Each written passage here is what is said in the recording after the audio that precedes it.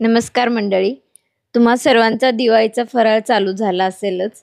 तर मी पण आजपासूनच फराळाला सुरुवात केली आणि मी पहिल्यांदा बनवते की शंकरपाळी.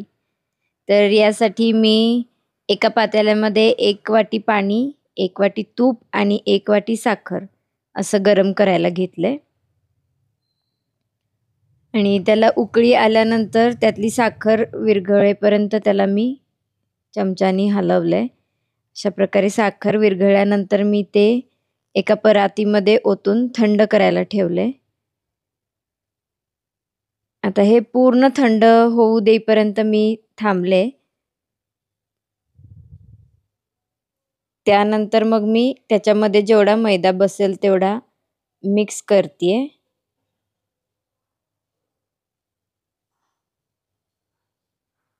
अशा प्रकारे सगळ्या त्यातल्या गाठी वगैरे काढून छान अशी कणिक मळतीये. आम्ही दरवर्षी दिवाळीला घरीच जायचो, म्हणजे आमच्या सोलापूरलाच जायचो. पण यावर्षीपासून मुलांची शाळा, परीक्षा हे असल्यामुळे आम्ही घरी जाऊ शकत नाहीये. त्यामुळे आम्ही कर्नाटकमध्येच दिवाळी साजरी करतोय. तर मी एकटीने फराळ पहिल्यांदाच करतेय. याआधी मी मम्मीच्या हाताखाली फक्त मदत करायचे. त्यामुळे हा माझा एकटीने केलेला फर्स्ट ट्राय आहे. पण मम्मीने गाईड केल्यामुळे मी अगदी तिने सांगितलंय तसं करण्याचा प्रयत्न केलाय.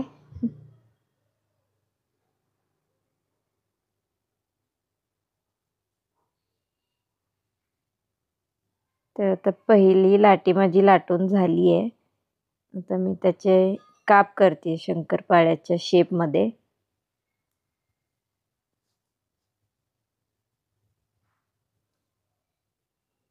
तोपर्यंत तिकडे मी तेल गरम करायला ठेवलेलं आहे.